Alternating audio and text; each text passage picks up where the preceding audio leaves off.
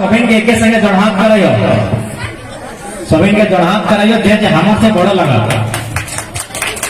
जे हमर से छोटे लगा आशीष दियो, क्योंकि एक एक करके तो सभी के नाम धर पारबो आभार हो जाता, तो सभी के एक संगे जड़हात कराइयो। और साथ ही साथ मीडिया जो लोकतंत्र के चौथा स्तंभ लगाई अखरानी आए लाते अखनी को जोहार जाना है, निहर जाना है, क्योंकि आज कहीं ना कहीं हमने के मीडिया का बहुत आवश्यकता है। प्रेस जकर माध्यम से हमें अपन बात के पूरा झारखंड और झारखंड से बाहर भी रख सकल है कि झारखंड के लोग के साथ कितना दुख और दर्द भय रहा है। जितना आयोजन समिति के धन्यवाद दिए, जैसा कि देखे पा रही है चंद्रपुरा के थाना प्रभारी महोदय आये अपनी को हमें धन्यवाद दिए कि अपन दल बल के साथ यहाँ तक आयला तो अपनी को जोहार जाना है। साथ ही साथ कुछ सीआईसीएफ के दल भी आए लेकिन अपनी को धन्यवाद दिए, जोहार जाना है। लेकिन हम एक संबोधन, पहला संबोधन प्रशासन से ही कर रहे, अब चूंकि हिंदी में कराइए अपनी शायद सभी हमनी भाषा नहीं बुझे पड़ता, खासकर सीआईसीएफ का गिला तो हमनी भाषा का नहीं बुझे पड़ते ना, तो अपनी के हमें हिंदी ही संबोधन करे चाहिए। तो सबसे पहले चंद्रपुरा थाना प्रभारी महोदय, आप अपनी टीम के साथ आज के सभा स्थल में आए हैं सुरक्षा देने के लिए, और तो आपका और आपकी समस्त टीम का, पुलिस की टीम का हम धन्यवाद देते हैं। और साथ ही साथ जैसा कि देख पा रहे हैं कुछ सीआईएसएफ के लोग भी निगरानी कर रहे हैं, सीआईएसएफ के अधिकारी जवान भी निगरानी कर रहे हैं, उनका भी हम धन्यवाद देते हैं। लेकिन साथ ही साथ चूंकि झारखंड के लोग एक नई लड़ाई की ओर बढ़ रहे हैं, चाहे झारखंड हो या भारत देश हो, हम लोग नई वैचारिक लड़ाई के लिए बढ़ रहे हैं। यानी आज पुलिस प्रशासन, सीआईएसएफ, सीआरपीएफ सभी को जानना होगा कि आखिर विस्थापितों का दर्द क्या है और हमारी लड़ाई कहां तक सही है। क्योंकि आपको इसलिए हमारा दर्द जानना होगा क्योंकि भले आज आप वर्दी पहनकर एक जवान हैं, लेकिन उससे पहले आप एक इंसान हैं। यानी आपको भी उस दर्द को समझना होगा। और चूंकि मैं पहला संबोधन आपसे ही करता हूँ, चूंकि जब भी विस्थापन का समस्या सामने आती है, जब भी लोग विस्थापन के लिए, अपने अधिकार के लिए आंदोलन करते हैं, कहीं ना कहीं पूंजीपति वर्ग, कंपनी वाले लोग, पुलिस प्रशासन, सीआईएसएफ का सहारा लेकर आंदोलन को कुचलने के लिए लाठियां बरसाते हैं, जो कि सत्य है। इस बात को आपको भी स्वीकार करना होगा। इसलिए मैंने कहा भले आज आप वर्दी पहनकर एक जवान हैं, आपके हाथों में बंदूक और सीने में सितारे हैं, लेकिन उससे पहले आप एक इंसान हैं और इंसानियत के नाते आपको झारखंड के साथ साथ सभी किसान विस्थापितों के दर्द को समझना होगा, क्योंकि आप ही एक किसान का बेटा है। जितने लोग आए हैं, चाहे पुलिस के जवान है या सीआईएसएफ के जवान है, सुन लीजिए, आप एक किसान का बेटा है, इसीलिए सीआईएसएफ बने हैं। अडानी अंबानी के होते तो पुलिस की नौकरी नहीं करते। आप यदि किसी उद्योगपति के घर से ताल्लुकात रखते हैं, आप जितने भी पुलिसकर्मी आए हैं, जितने भी सीआईएसएफ के कर्मी आए हैं, यदि आप किसी अमीर घर का बेटा होते हैं, आप ये 3rd ग्रेड और 4th ग्रेड की नौकरी नहीं करते।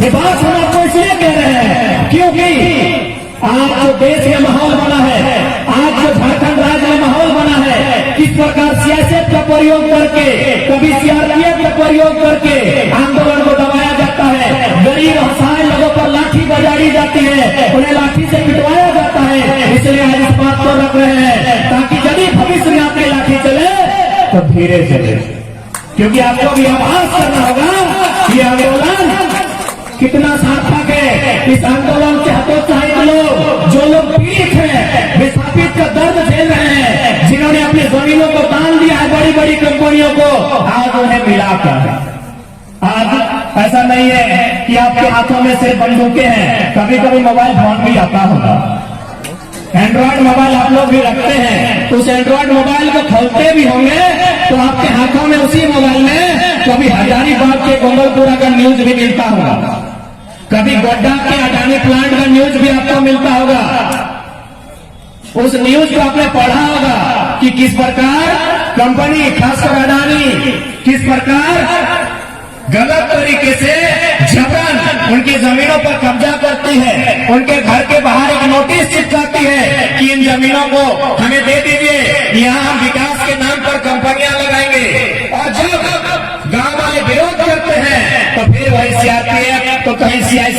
तो कहीं पुलिस के जवानों का सहारा लेती है। उस आंदोलन के साथ साथ किसानों, गरीब गांव वाले को हौसले को तोड़ने का काम किया जाता है। आज भले आप लोग पुलिस की नौकरी कर रहे हैं, लेकिन चूंकि आप लोग भी किसान परिवार से हैं, इस बात को कभी भूलिएगा नहीं। भले आज आपके हाथों में बंदूकें हैं मान्यवर, लेकिन आप एक किसान परिवार से हैं, आप मिडिल क्लास फैमिली से हैं, तभी आपने इस नौकरी को चुना है। यदि आप मिडिल क्लास फैमिली से नहीं होते हैं तो आप बिजनेस कर लेते हैं, कुछ नहीं करते हैं, लेकिन पुलिस तो नहीं बनते। आप एक मिडिल क्लास फैमिली से हैं, इसीलिए आपने इस रास्ते को चुना है। तो इसलिए आज आपको इस सच्चाई को आपको भी जानना होगा कि आज झारखंड में वास्तविक चल क्या रहा है। आज जो बड़ी बड़ी कंपनियां आप देख रहे हैं, और साथ ही आपको ये भी जानना होगा कि आज जो आप पुलिस बने हैं, ये किस कानून के तहत बने हैं। मुझे लगता है ये भले आप पुलिसकर्मी लोग आए हैं, लेकिन आपको स्वयं नहीं मालूम है कि आप किस कानून के तहत पुलिस बने हैं। तो मैं आज पहले, क्योंकि मैंने प्रशासन का ही बात किया है, और मैं आपको नकारात्मक नहीं, मैं आपको अपना बड़ा भाई, अपना भाई मानकर बता रहा हूं कि किस प्रकार आपके माध्यम से, आपकी लाठी, आपकी बंदूकों के माध्यम से आप ही के दूसरे भाई को मारा जाता है, पीटा जाता है, चंद मुट्ठी भर अमीरों के लिए। आपके हमारी लड़ाई में सिर्फ चंद मुट्ठी भर लोगों का फायदा होता है, चाहे नक्सली मारा जाए या पुलिस के जवान मारे जाए। ये जो पुलिस नक्सली की जो लड़ाई होती है, इसमें सिर्फ चंद मुट्ठी भर लोगों का फायदा होता है। कौन मुट्ठी भर लोग? जिनको पहाड़ों में सोना मिला है, जिनको पहाड़ों में हीरा मिला है, जिनको पहाड़ों में लोहा मिला है, जिनको अभ्रक मिला है, जिनको कोयला मिला है, मुट्ठी भर लोगों के लिए सारा खेला देश में चल रहा है। एक तरफ पुलिस का नाम है, एक तरफ नक्सली का नाम है, और दोनों तरफ से किसान के बेटों को मारकर जमीन पर गिराया जा रहा है। तो मैं बात कर रहा था कि आप किस कानून के तहत, क्योंकि भले मैं मानता हूं आज पुलिस की बहुत जरूरत है, लेकिन सच्चाई को आपको भी जानना होगा, ताकि भविष्य में अगर आपकी लाठी चले तो कम से कम उसमें किसी कंपनी का मोहर न हो, बल्कि उसमें मानवता हो। तो मैं आज सभी लोग जो इस मैदान में उपस्थित हैं, उन्हें बताना चाहूंगा कि police act, Indian police act 1861 का एक कानून है। 1860 में कानून बना था इंडियन पेनल कोड, जो आज हम धाराएं पढ़ते हैं 160, 360, 302, 353, 153, 420, 421 जो धाराएं हैं, ये 1860 इंडियन पेनल कोड की कानून है। उसके एक साल बाद एक कानून बनता है इंडियन पुलिस एक्ट। अंग्रेज बहुत चालाक थे, अंग्रेज बहुत चालाक थे। अंग्रेजों ने इंडियन पुलिस एक्ट बनाया, इसलिए बनाया पता है, क्योंकि अंग्रेज मात्र 3 लाख थे। जब भारत में अंग्रेज लोग आए थे, अंग्रेज मात्र 3 लाख थे और भारत के लोग 30 करोड़ थे। यानी हम जब एक एक तमाचा लगाते ना, तो अंग्रेज का बैगन का भरता बन जाता है, इतनी उनकी संख्या थी। लेकिन वो दिमाग से बहुत तेज थे, इसीलिए उन्होंने कहा कि भारत के लोगों के बैकग्राउंड को जानिए, इन्हें कैसे कंट्रोल किया जा सकता है। तो देखा कि भारत के लोग काफी गरीब हैं, इन्हें अगर 2-4 रुपया बढ़ा दिया जाए, इनके हाथों में अगर 2-4 पैसा दे दिया जाए, तो ये अपना भाई को मारपीट शुरू कर देगा। तो अंग्रेजों ने कहा कि ऐसे क्यों थमाया जाए, एक नौकरी का नाम दिया जाए। उस नौकरी का नाम दिया इंडियन पुलिस एक्ट 1861। एक कानून बनता है 1861 में भारत देश में, जिसका नाम होता है इंडियन पुलिस एक्ट। और उस एक्ट के तहत अंग्रेजों ने फरमान जारी किया, अपना जो उनका टीम है, इस नौकरी में सिर्फ और सिर्फ इंडियन को नौकरी देना है। इंडियन पुलिस एक्ट में केवल और केवल इंडिया के लोगों को नौकरी देना है। क्यों? नहीं, ये जो नौकरी होगा इसमें जमादार, हवलदार, चपरासी, पुलिस यही लोग बनेंगे, और इसमें केवल और केवल इंडिया के लोगों को नौकरी देना है। ध्यान रहे, इन्हें आईसीएस नहीं बनने देना है। आईसीएस आप जानते होंगे, जो इम्तिहान को नेताजी सुभाष चंद्र बोस ने पास किया था, इंडियन सिविल सर्विस, जिसे आज हम लोग आईएएस और आईपीएस, आईएफएस, आईआरएस कहते हैं। यही एग्जाम अंग्रेजों के टाइम में आईसीएस के नाम से जाना जाता था, इंडियन सिविल सर्विस। अंग्रेजों की सख्त हिदायत थी कि कुछ भी हो जाए, इन्हें इंडियन पुलिस एक्ट के तहत ही रखिएगा, आईसीएस इंडियन सिविल सर्विस के तहत आने मत दीजिएगा, क्योंकि उसमें मजिस्ट्रेट बनेंगे, और मजिस्ट्रेट जो भी बनेंगे, जो भी ऊपर लेवल के रैंक होंगे, उसमें इंग्लैंड के लोग होंगे, और जितने जमादार, हवलदार रहेंगे वो इंडियन पुलिस एक्ट के तहत इंडिया के लोग होंगे। और इनका काम क्या रहेगा?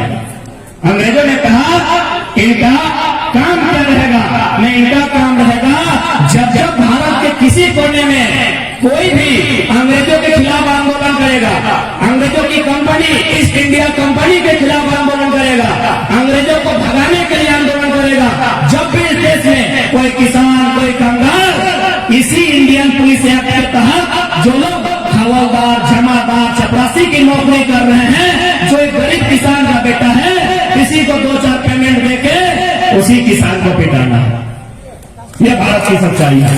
जितने पुलिसकर्मी है सच्चाई जान लीजिए, बाकी आप ड्यूटी कीजिए, मना नहीं है, ये अभी भारत का हिस्सा है।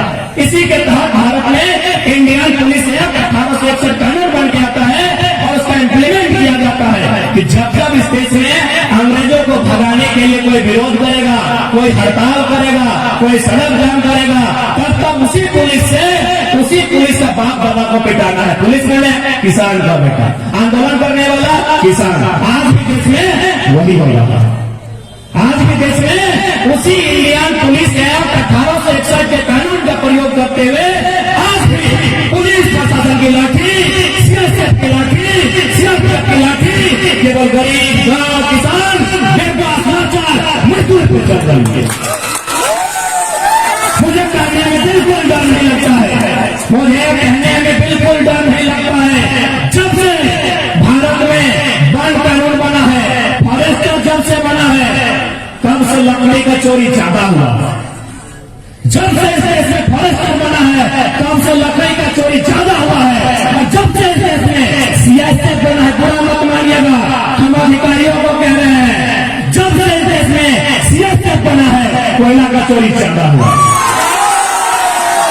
हमें इस बात को कहने में कोई गुरेज नहीं है, कोई डर नहीं है, कोई लज्जा नहीं है, कोई शर्म नहीं है, कोई भय नहीं है। जैसा फॉरेस्टर का नाम देके जंगल खाली किया जा रहा है, सियासत का नाम देके कोयला चोरी करवाया जा रहा है, और लाठी किसको मिलेगा?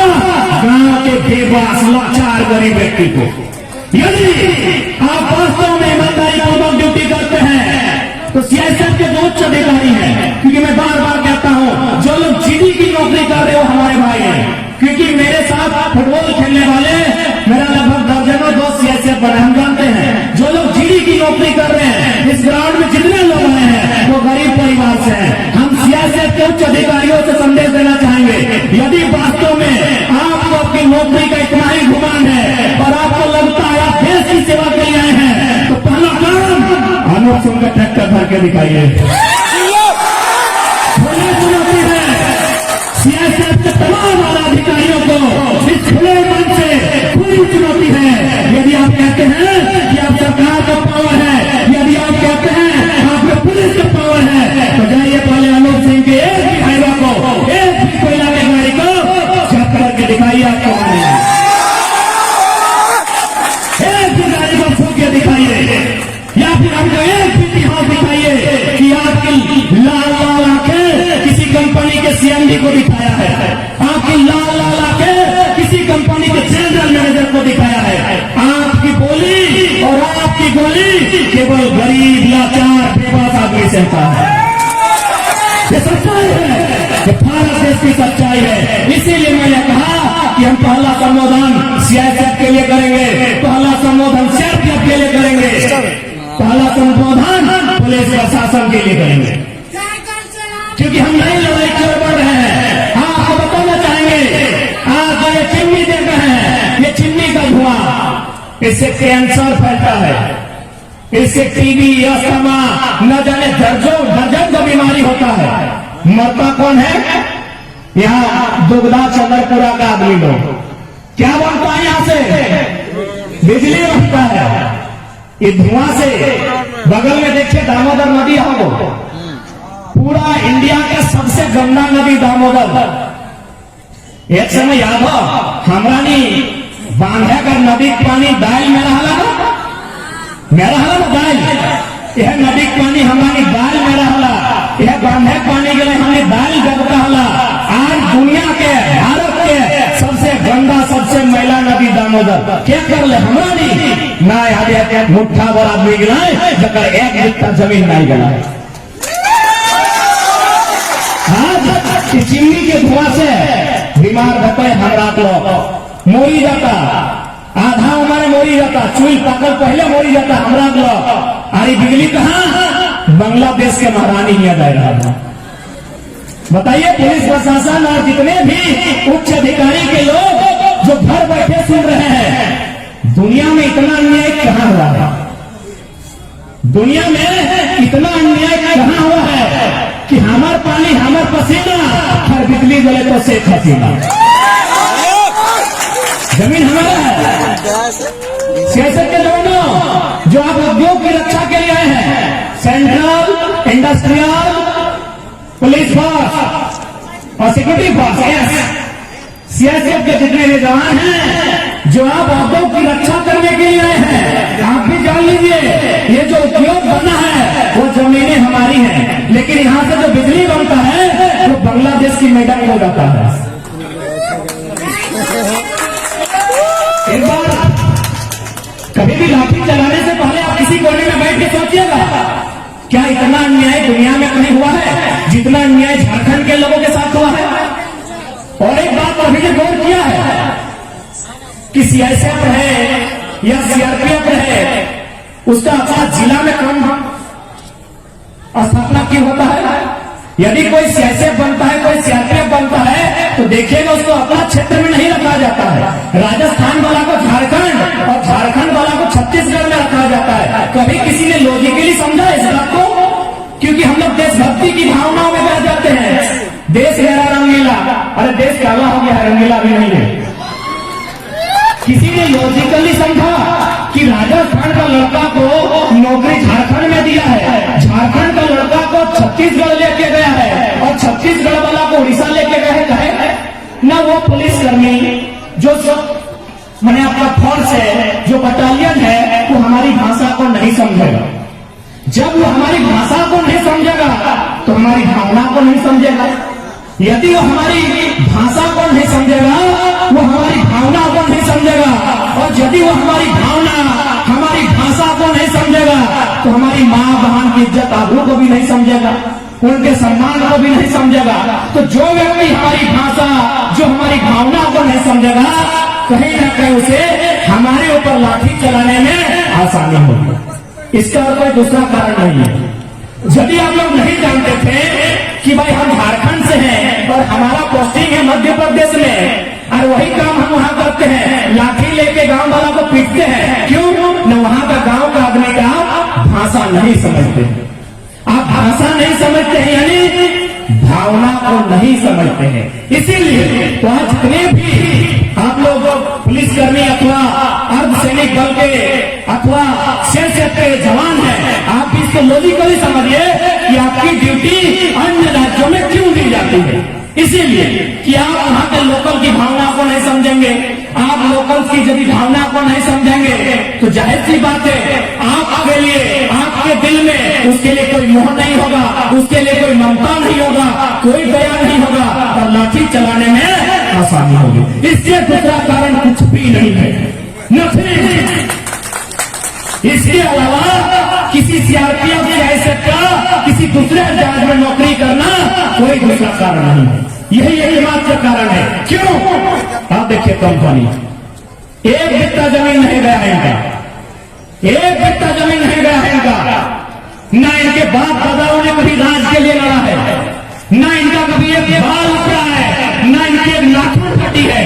हमारा गर्दन कटा है, हमारा गर्दन कटा है। इसी सड़क में चले जाइए, दुग्धा से चंद्रपुर होते हुए बागमारा, कहीं शनिचर महतो, कहीं सूदन महतो, तो कहीं सक्री महतो, हमारा गर्दन कटा है। सूदन, सक्री और शनिचर का घर में बेहाल है, और अनूप सिंह और गौरव सिंह का पत्नी माला माल है। यही झारखंड है, यही झारखंड है जिसका गर्दन कट गया है। जाइए चौक में मिल जाएगा शनिचर महतो, जैसे पार कीजिएगा नदी को, जिसका गर्दन कटा है, जिसकी पत्नी का मांग का सिंदूर उतरा है, जिसका बच्चा जब अनाथ हुआ है, अतीत हुआ है, आज जाके देखिए उन लोग भीख मांग के रोटी रोजगार कर रहा है, बड़ी मुश्किल से रोजगार कर पाता है, बड़ी मुश्किल से बच्चा को